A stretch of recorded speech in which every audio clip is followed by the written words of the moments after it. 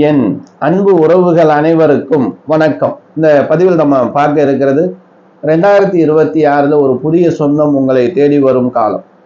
யாருக்கு அப்படின்னா கன்னி ராசியில் பிறந்த அன்பு உறவுகள். நம்ம தொடர்ந்து 12 ராசிக்கும் பார்க்க போறோம்.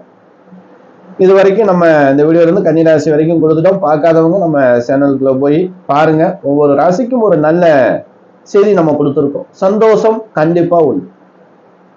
சரி, கன்னி ராசிக்கு இந்த 2026 அப்படி என்ன சொந்தம் வரப்போகுது? வர்ற சொந்தத்தால ஏதாவது பிரச்சனைகள் வருமா, இல்ல சந்தோஷம் கிடைக்குமா? ஏன்னா கன்னி ராசிய நம்ம இந்த 2026 கோச்சார கிரகங்களை வச்சு கணிச்சு பார்த்தோம். கிரகத்துடைய பார்வை, கிரக சேர்க்கை, கிரக பெயர்ச்சியெல்லாம் வச்சு பார்க்கும்போது ஒரு 70% கன்னி ராசிக்கு பரவாயில்லை. இந்த 30% என்ன? ஏன்னா முக்கியமான விஷயம் இல்லையா? 30%ங்கிறது பெரிய விஷயம். இதுல எந்தெந்த விஷயத்துல நம்ம கவனமா இருக்கோம்? இந்த வர்ற சொந்தங்கள் நமக்கு அனுகூலம் உண்டாகுமா, இல்ல இது மூலமா நமக்கு ஏதாவது பிரச்சனைகள் வருமா? யாருக்கிட்ட அதிகமா பழகணும், யாருக்கிட்ட அதிகமா ஜாக்கிரதையா இருக்கணும், எந்தெந்த விஷயத்துல நமக்கு பிரச்சனைகள் அதிகமா வர இருக்கு, இந்த விஷயங்கள்லாம் நமக்கு முன்னாடி வரும்போது நம்ம என்ன செய்யணும், என்ன செய்யக்கூடாது அப்படிங்கிறத கொஞ்சம் விரிவா பார்க்கலாம். இப்ப கன்னி ராசிக்கு நடைமுறையில என்ன அப்படின்னு பார்த்தீங்க அப்படின்னா, கன்னி ராசி ஒரு அற்புதமான ராசி. தனக்குள்ள எவ்வளவு கஷ்டங்கள் இருந்தாலும் வெளியில சொல்லாம வெளி உலகத்துக்கு சிரிச்சபடி சந்தோஷமா இருக்கக்கூடிய ராசி கன்னி ராசி. பார்க்கிறவங்க என்ன நினைப்பாங்க? ஆஹா, இவங்கள மாதிரி நம்ம இருக்கணும். எப்ப பாரு ஜாலியாவே பேசுறாங்க, ஜாலியா சிரிக்கிறாங்க. ஒரு நாள் கூட இவங்க முகத்துல நம்ம கஷ்டங்கிறத ஒரு அழுகையை பார்க்கவே முடியலையே அப்படி. ஆனா அவங்க மனசுக்குள்ள இருக்கக்கூடிய வேதனைகளும் கஷ்டங்களும் வெளியில சொல்ல முடியாத அளவுக்கு இருக்கும். இந்த கன்னி ராசியில பிறந்தவங்க 4 மூலைக்குள்ள போய் தான் அழுவாங்க. அவங்கனால வெளியில அழுக முடியாது. மனசுக்குள் அவ்வளவு வேதனைகளையும் கஷ்டங்களையும் சுமந்து கொண்டிருக்கக்கூடிய அன்பர்கள் தான் கன்னி ராசி அன்பர்கள். ஆனா தனக்குள்ள எவ்வளவு பாரமான கஷ்டங்களும் சுமைகளும் இருந்தாலும் வெளியில அது யாரையும் கஷ்டப்படுத்த கூடாதுன்னு, எப்படி வெளியில யார் மனசையும் கஷ்டப்படுத்த கூடாதுன்னு அவங்கள சந்தோஷப்படுத்தி சிரிச்சு பார்க்கக்கூடியதுல முதன்மை ராசி கன்னி ராசி. கஷ்டப்பட்டு நீங்க இருக்கீங்க அப்படின்னா அவங்க கஷ்டத்தை விட உங்க கஷ்டத்தை தீர்க்கிறதுக்கு அவங்க பேசுவாங்க பாருங்க. அவ்வளவு ஆறுதல் சொல்லுவாங்க, அவ்வளவு நல்வழி சொல்லுவாங்க. இருந்தாலும் இப்ப சூழல்ல 2026 கொஞ்சம் கிரக நிலைகள் 30% கொஞ்சம் சரியில்லைதான். என்ன செய்யும்? அந்த விஷயத்துல மட்டும் நம்ம கொஞ்சம் ஜாக்கிரதையா இருந்துக்கலாம். சரி, முதல்ல நம்ம எந்தெந்த விஷயத்துல கவனமா இருக்கணும் அப்படிங்கிற ஒரு முறை பார்க்கலாம். இப்ப எல்லோருக்கும் ஆசை என்ன? ஒரு வண்டி வாகனம் வாங்கணும். சிலர் வாங்கி வச்சிருப்பீங்க. நீங்க பார்த்தீங்கன்னா அதுல கண்டிப்பா விரயம் இருக்கும். இல்லைன்னா வண்டி வாங்கின வண்டி அப்படியே போட்டுருப்பீங்க, அப்படியேதான் கிடக்கும். வியாபாரத்துக்கு, தொழிலுக்கு, நம்மளுடைய சொந்த பயனுக்காகவும் வண்டி வாகனங்கள் வாங்கியிருக்கலாம். இதுல சின்ன சின்ன சேதாரங்கள் ஏற்பட்டிருக்கும் வாய்ப்பு இருக்கு. இனிமேல கொஞ்சம் கவனமா இருக்கிறது நல்லது. வண்டி வாகனங்கள் மீது கவனமாக இருப்பது நல்லது. அதிக தூர பயணங்கள் போகும்போது உங்க குலதெய்வம் இஷ்ட தெய்வத்தை வேண்டிக்கிறது. ஏன்னா இந்த வாகனம் அப்படின்னு நம்ம எடுத்தாலே இந்த 2025 முன்னிருந்து போயிட்டு இருக்கு. இனி வரக்கூடிய காலகட்டங்களும் நமக்கு வாகனங்கள்ல ஒரு 2 ஆண்டு காலங்கள் கொஞ்சம் நிதானம், பொறுமை அவசியம். இந்த இளம் வயது உள்ளவர்கள் வண்டி வாகனம் வாங்கணும் அப்படின்னு ரொம்ப ஆசைப்படுவோம் இல்லையா? எதற்காக நம்ம வண்டி வாகனம் வாங்குறோமோ அதற்கு மட்டும் பயன்படுத்து. தேவையில்லாம நம்ம வண்டி வாகனங்களை அதிவேகமாக பயணிப்பதோ இல்ல தலைக்கவசம் போடாம பயணிப்பதோ அது சிறு சிறு பிரச்சனைகளையும் நமக்கு கொடுக்கும். சரி, இந்த விஷயத்துல கொஞ்சம் நம்ம ஜாக்கிரதையா இருந்துக்கலாம். 2வது தூக்கம். இந்த நேரங்கள்ல தான் பலவிதமான குழப்பம். ஏன்னா நீங்க வெளியில போய் கவலை யார்ட்டும் பெரும்பாலும் சொல்றது இல்லை. அப்படி சொன்னாலும் நெருங்கிய நண்பர்களிடம் சொல்றதுக்கு அதிக வாய்ப்பு. மற்றபடி நம்மலாம் ஒரு இடத்துக்கு கோயிலுக்கு போறோம், என்னப்பா எப்படி இருக்குன்னு கேட்டா உடனே அழுதுருவாங்க சிலவங்கெல்லாம். நீங்க மற்றவங்க கிட்ட எல்லாமே சிரிச்சுக்கிட்டு அன்பா பேசக்கூடிய அன்பு உறவுகள் தான் நீங்க. தைரியமானவங்க. மன தைரியம் என்ன? பலம் இல்லாத தைரியம். நல்லா பேசிட்டு வீட்டுல போய் அழுதுருவீங்க. ஏன்னா அந்த அளவுக்கு உங்களுக்கு மனக்கவலை இருக்கு. இப்ப கன்னிராசி நீங்க ஒரு திருமணம் ஆனவங்க அப்படின்னா கண்டிப்பா இந்த விஷயத்தை நீங்க எடுத்துக்கிறது, ஒருத்தர் புரிஞ்சு நடந்துக்கிறது. இந்த காலகட்டத்துல ஒரு சின்ன விஷயம் கூட பெரிய அளவுல நமக்கு இந்த திருமண வாழ்க்கையில யுத்தத்தை கொடுக்கும் அப்படிங்கிற ஒரு அமைப்பு இருக்கு. திருமணங்கிறது சொல்லுவாங்க இல்லையா, ஆயிரங்காலத்து பயிர். ஒருபோதும் இடையில எந்த விஷக்கிருமியும் நம்மளை அழிச்சிடக்கூடாது. விஷக்கிருமினா என்ன? நம்ம புரியாமை. ஒரு திருமணம் பண்ணிட்டோம் அப்படின்னா கணவனா இருந்தா மனைவி தான் நமக்கு கடைசி வரை, மனைவியா இருந்தா கணவன் தான் நமக்கு கடைசி வரை, நம்ம பிள்ளைங்க தான் நமக்கு. இப்படி அன்போடு எந்த மனஸ்தாபங்கள் இடையில வந்தாலும் அதை பெருசா ஆக்காம ஒருத்தரை புரிஞ்சுக்கிட்டு நீங்க இருந்துகிட்டீ அப்படின்னா நீங்க தான் ஜெயிச்சிட்டீங்க. கொஞ்சம் பாயிண்ட் கோட்டை விட்டீன்னு வச்சுக்கிறீங்க, அவ்வளவுதாங்க. திருமண வாழ்க்கை கேள்விக்குறியில தான் நிற்கும். ரொம்ப ரொம்ப கவனம். ஏன்னா நீங்க மட்டும் கஷ்டப்படல, உங்களை பெத்தவங்க, உங்க உறவினர்கள் எல்லோரும் கஷ்டப்படுவாங்க. இப்பெல்லாம் எதனால சண்டை வருது சொல்லுங்க? சாப்பாடு விஷயத்துல, சமைக்கிற விஷயத்துல, பொருளாதாரம் அதாவது பண விஷயத்துல. இதெல்லாம் எப்ப வேணுமாலும் நம்ம சரி பண்ணிக்கலாம். சின்ன சின்ன விஷயத்துக்கெல்லாம் சண்டை. நீங்க உட்கார்ந்து யோசிச்சு பாருங்க. இந்த கன்னிராசி அன்பர்களுக்கு கண்டிப்பா யுத்தம் வந்துட்டு தான் இருக்கும். இப்ப இந்த வீடியோ பார்க்கும்போது நீங்க அப்படி ஏதாவது சண்டை போட்டு நீங்க பிரிஞ்சிருக்கீங்க அப்படின்னா கண்டிப்பா ஒண்ணு சேரதுக்கான வழியை பாரு. நீங்க சந்தோஷமா இருக்கணும். இந்த காலகட்டத்துல நீங்க சந்தோஷமா இருந்தீங்க அப்படின்னா வரக்கூடிய காலகட்டம் மிகப்பெரிய யோகத்தை உங்களுக்கு கொடுக்கும். திருமண தடையும் இருந்திருக்கும். உங்களுக்கு இதுல இருந்து பிரச்சனை இருந்து தீர்வுக்கு என்ன வழி அப்படின்னு பார்த்தீங்க அப்படின்னா காளியம்மன் வழிபாடை இருக்கு. ஊருக்கு பக்கத்துல காளியம்பாள், அங்காளம்மன் இருக்கு, பிரித்திங்கிரா இருக்கு. இந்த மாதிரி ஆதி பராசக்தி வடிவில் இருக்கக்கூடிய பத்ரகாளி வழிபாடு. வெள்ளிக்கிழமை இல்ல ஞாயிற்றுக்கிழமை ராகு காலம்.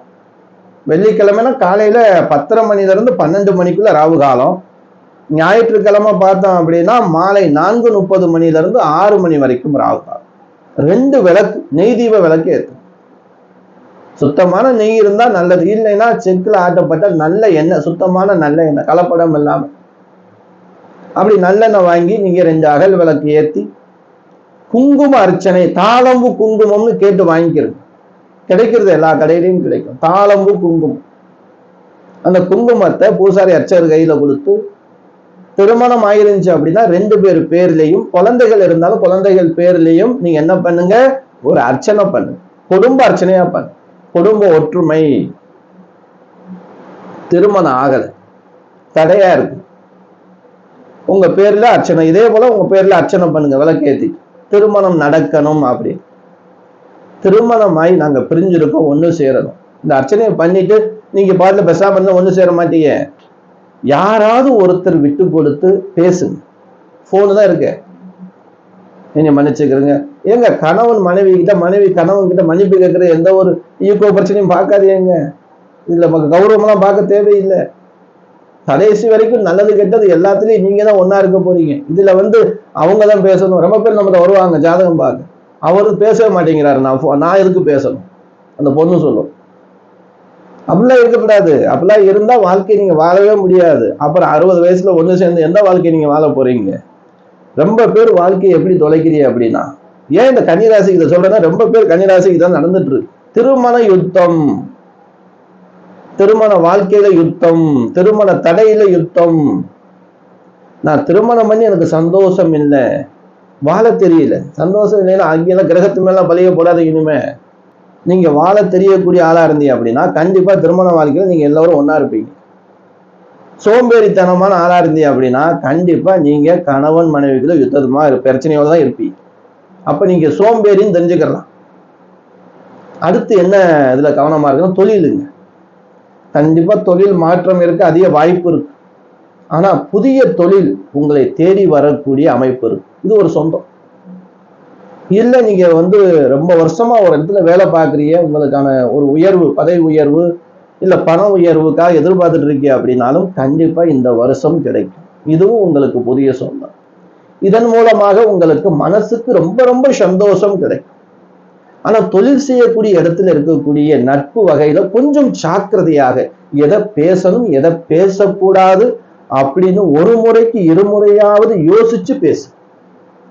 நம்ம ஒரு விஷயத்த சொல்லி அந்த விஷயம் வேற மாதிரி தப்பா போய் நமக்கு அந்த இடத்துல அவப்பேறு வர்றதுக்கு வாய்ப்பு இருக்கு. அதே போல சொந்தம்னா தாய் வழி தந்தை வழிட்டு அன்போடு இருந்துக்கிறது, வம்போடு இருக்காது. அவங்க கிட்ட ஏதாவது வீம்புக்கு பேசுங்க. ஏன்னா இந்த 7ஆம் இட பாவங்கள் இப்ப கொஞ்சம் உங்களுக்கு மோசமான நிலையில இருக்கு. அப்ப என்ன நமக்கு தோணும், ஏதாவது குறுக்க மறுக்க பேசி வம்பு இழுக்க தோணும். யாருக்கிட்டையும் கோவப்படாம நிதானமாக பொறுமையாக இருந்தீ அப்படின்னா ரொம்ப ரொம்ப நல்ல வருடமாக இந்த 2026 உங்களுக்கு அமைஞ்சிடும். கழுத்து பக்கம் பிரச்சனை வராம பார்த்துக்கிறேன். இந்த தலகாணி வச்சு படுக்கும் போது பெரிய ஒசரமா படுக்காதீங்க, ஒரு சமமான நிலையில படுங்க. அதே போல நீங்க படுக்கும்போது இந்த கையை இப்படி தலையில வச்சு படுக்கிற பழக்கம் அதிக பேருக்கு இருக்கும்.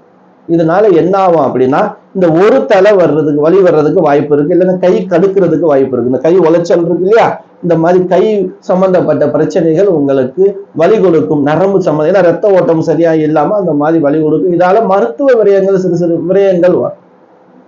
வயிற்று பகுதியில கவனமா இருக்கும். சாப்பாட்டு விஷயத்துல கவனமா இருந்தாலே வயிற்று பகுதியில் எந்த பிரச்சனையும் வராது. காரமான உணவுகள் அதிகமா வெளியில சாப்பிடக்கூடிய ஃபாஸ்ட் ஃபுட் ஐட்டங்களை குறைச்சிக்கணும். ஏன்னா இந்த வருஷம் உங்களுக்கு உணவு முறையில கொஞ்சம் ஜாக்கிரதையாக இருக்கும். ஜீரணமாகாம நெஞ்சு எரிச்சல்லாம் இருக்கு, இந்த ராசிக்காரவங்களுக்கு கண்டிப்பா வரும். அதே போல உங்களுக்கு தலை சுத்து வர்றதுக்கு வாய்ப்பு இருக்கு. மயக்கமா வர்ற மாதிரி, தலை சுத்துற மாதிரி இருக்கு, அதிகமா பிபி பிரஷர் அது வராம பார்த்துக்கலாம். எதனால இது வரும்? அதிகமா யோசனை, டென்ஷன், கவலை. உங்களுக்கு மனசுக்குள்ளேயே நீங்க கவலையை வச்சுக்கிட்டு இருக்கிறதுனாலதான் இந்த மாதிரி பிரச்சனைகள் உங்களுக்கு வருது. நீங்க ஒரு கோயில் குளத்துல உட்கார்ந்து மனம் விட்டு பேசுங்க. யாருக்கிட்ட? தெய்வத்துக்கிட்ட பேசுங்க. இல்ல பசுமாடு வரும், எப்படி ஏரியாவு தெருவுக்கு பசுமாடு இருக்கு, ஒரு கீரை பழம் கொடுத்துட்டு அந்த பசுமாட்டுக்கிட்ட மனசார பேசுங்க. மனுஷால்கிட்ட பேசுறது பெரிய அளவுல பலன் தராது. இப்படிதான் சிலவங்க பார்த்துருக்கீங்களா, தலைவிருச்சம், கோவில்ல தலைவிருச்சம் இருக்கும், அங்க உட்கார்ந்து பேசுவாங்க. நம்ம நினைப்போம் ஏதோ மந்திரம் படிக்கிறாங்க, அவங்க கதையை சொல்லிக்கிட்டே இருப்பாங்க. ஏன்னா தலைவிருச்சத்துக்கு கேட்கக்கூடிய பவர் உண்டுங்க. சொல்லுவாங்க, கொடிமரம் இல்லாத கோவிலும் தலைவிருச்சம் இல்லாத கோவிலும் பெரும்பாலும் பலன் தராது. தலைவிருச்சம் இருக்கும், இல்லைன்னா கொடிமரம் இருக்கும். இந்த ரெண்டுமே இருக்கிற கோவில் ரொம்ப விசேஷம். அப்படி நீங்க எந்த கோயிலுக்கு போனாலும் கொடிமரம் இருக்கா, தலைவிருச்சம் இருக்கா அப்படின்னு பாருங்க. அப்படி தலைவிருச்சம் இருந்துச்சுன்னா, தலைவிருச்சம்னா அங்க அந்த கோவில் கட்டும் போது இருந்த மரம்னு சொல்லுவாங்க. அந்த மரத்துக்கு பக்கத்துல உட்கார்ந்து கொஞ்ச நேரம் தியானம் பண்ணி உங்க மனசுல இருக்கிறத சொல்லும். கல்வி கற்கக்கூடிய மாணவ மாணவிகளுக்கு ஒரு விதமான குழப்பம் இருக்கும். அதாவது என்னதான் படிச்சாலும் ஏறவே இல்லையே அப்படின்னு சொல்ற அளவுக்கு ஒரு புலம்பல் இருக்கும். கவலையே படாதீங்க. காலம் வர சீக்கிரம் சூரிய உதயத்துக்கு முன்னாடி நீங்க எழுந்து கோளறு பதிகம் படி, இல்ல கேளு. இந்த ஆண்டு மிகப்பெரிய சாதனை கண்டிப்பா உங்களுக்கு உண்டு. வயதானவர்களுக்கு பொறுத்த வரைக்கும் இந்த உடல் பிணி, ரொம்ப மருந்து மாத்திரை சாப்பிட்டுக்கிட்டு இருக்கேன் அப்படிங்கிறது கொஞ்சம் படிப்படியா குறையும். பெரிய அளவுல ஆப்ரேஷன் இந்த மாதிரி ஏதாவது விஷயங்கள் உங்களுக்கு ஏற்கனவே செய்யணும் அப்படிங்கிற ஒரு தகவல் இருந்தாலும் அது மருந்து மாத்திரையால் சரி செய்யப்படும். அறுவை சிகிச்சைக்கு பெரும்பாலும் போறதுக்கான வாய்ப்பு குறைக்கப்படும். ஏன்னா கிரகங்கள் ஓரளவுக்கு உங்களுக்கு சப்போர்ட் கொடுக்குது. ஏன்னா 30%. அதே போல திருஷ்டி தோஷங்கள், உடம்பெல்லாம் எனக்கு வலியா இருக்கு, அடிச்சு போட்ட மாதிரி இருக்கு அப்படின்னு நீங்க அடிக்கடி ஃபீல் பண்ணி அப்படின்னா கண்டிப்பா மருத்துவர் ஒரு முறை பாருங்க. நான் அடிக்கடி சொல்றது என்ன அப்படின்னா, பரிகாரமே எல்லாமே சரி செய்யாது. மருத்துவர் ஒரு முறை பாருங்க. அதுக்கப்புறம் திருஷ்டி சுத்தக்கூடிய வழக்கம் இருந்துச்சு அப்படின்னா ஏதோ கோவில்ல ஒரு தேங்காய் எலுமிச்சம்பழம் சுத்தி போடு. கன்னிராசி அன்பு உறவுகளுக்கு நினைத்த காரியம் சில தாமதங்களாக இருந்தாலும் ஆனா திடீரென்று உங்களுக்கு சந்தோஷம் தரக்கூடிய வருடமாக இந்த வருடம் அமைகிறது. அன்பு உறவுகளே, இந்த வீடியோ உங்களுக்கு பயனுள்ளதா இருந்துச்சு அப்படின்னா உங்க உறவினர்கள் நண்பர்கள் எல்லோருக்கும் ஷேர் பண்ணுங்க. நம்ம வீடியோ புதுசா பார்க்கக்கூடிய அன்பு உறவுகளாக நீங்க இருந்தீங்க அப்படின்னா சப்ஸ்கிரைப் பண்ணி வச்சுக்கிறது. அடுத்தடுத்து நல்ல வீடியோக்கள் உங்களை தேடி வரும். நம்ம கிட்ட நீங்க ஜாதகம் பார்க்க நினைச்சீங்கன்னா இதே நம்பர் தான், நமக்கு வாட்ஸ்அப் நம்பர் ஸ்கிரீன்ல கொடுக்குறேன். அதுக்கு நீங்க உங்களுடைய பேரு, டேட் ஆஃப் பர்த், பிறந்த நேரம், பிறந்த ஊர் எங்களுக்கு அனுப்புங்க. இல்ல ஜாதக கட்டத்தை நீங்க போட்டோ பிடிச்சி அனுப்பினாலும், நான் சொன்ன டீட்டெயில்ஸ் தெரிஞ்சு அப்படின்னாலும் நீங்க அதை அப்படியே எழுதி அனுப்பலாம். ஏன்னா இப்ப பயிற்சிகள்லாம் வரப்போகுது, வருஷம் பிறந்திருக்கு, எப்படி இருக்கு ஜாதகம்னு அப்படின்னு ஒரு முறை நம்ம பார்த்துக்கிறது நல்லதான். ஏன்னா தசாபுத் பார்த்துக்கிட்டோம் அப்படின்னா கொஞ்சம் நம்ம இன்னும் கொஞ்சம் தெளிவா இருக்கலாம். அன்பு உறவுகளே, அடுத்த ஒரு நல்ல வீடியோவில் சந்திக்கும் வரை நான் உங்கள் ஈஸ்வரன் சிதாராம ஜோதிடர். என் அனைத்து அன்பு உறவுகளுக்கும் வணக்கம்.